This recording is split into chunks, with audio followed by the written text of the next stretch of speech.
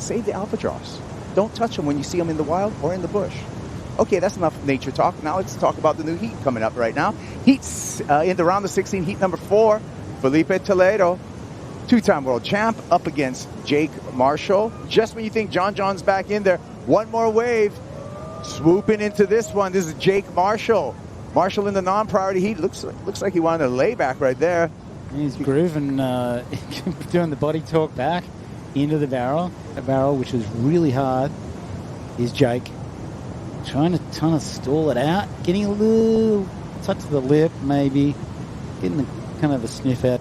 Teams are crashing right now, potentially. Oh, Jake Marshall, sneaky one. Backdoor. Just sneak another score in there in the non-priority heat, getting started early. And Filipe Toledo, probably no one's called you that in a long time. Yeah, it's great to be here. And here we go.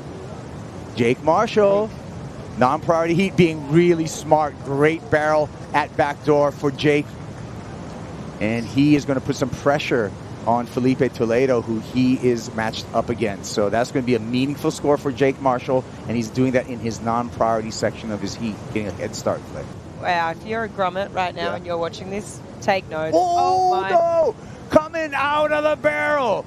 And that is Filipe Toledo. He wants to join in on the barrel fest, on the barrel party. He's like knocking on the door saying, come on, let me in. I want on this. Take a look at this, Tommy. He looks very comfortable here. Just beautiful high line. Just going for that tucking tight of the face. Making sure he's going to come out. That's for sure. So I feel that we're seeing Baron Mamiya with a similar situation. Jake Marshall dips the shoulder.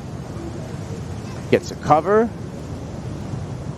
And he will need 2 scores for Jake Marshall to set the heat. 90 seconds left for John Florence, Flick. And they're in the priority heat now, so they got right away as we see live action. Live action dropping into this one, pulling up, pulling high, looking for an exit, needs to hang on. That was Filipe Toledo. There's a breather in the Pacific Ocean. That's what we're kind of feeling right now in the priority. Just 3 minutes remaining.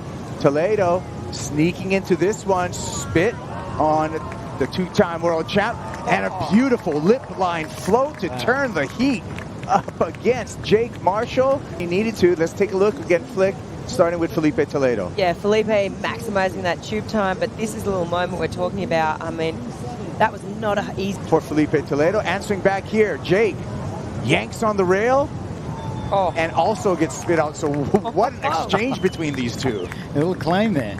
And, well, what a great exchange. I can't wait to see what the judges say there. I mean, really, Filipe really showed his skill. 517, but behind him was Jake, and I mean, this thing was deep. I mean, just the theatrics as he came out of that barrel. Jake, what a way to wrap up this day for you here at Pipeline. 637 in the final minutes to take down a world champ. How did that feel? Yeah, it felt amazing. I mean, I don't know, it was just so rad being out there, like, especially I was in the channel on John's like 9, just like looking into the barrel, and the waves were just like unreal. So that was amazing just to go surf that. And I don't know if I surfed like the best strategical heat. I felt like I was just going on a bunch of waves, but it was just like, it's really hard to keep your composure out there when you're just seeing perfect waves come in. So I was having so much fun, and then the last like 10 minutes I had priority, and I was like, okay, I gotta like focus and really try to make this count. And then kind of gave Filipe the one before my wave, and it didn't look that good, but he needed a small score. So I don't know, it was one of the tough call, but I was lucky that the next wave was good, and yeah, felt really good to come out of that one. The focus was enough to get you your first quarterfinal spot here at Pipeline.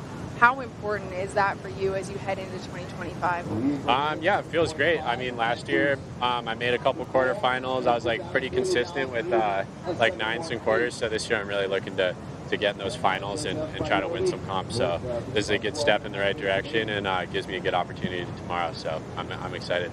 Looking forward to seeing them. Thanks. Right on. Thank you.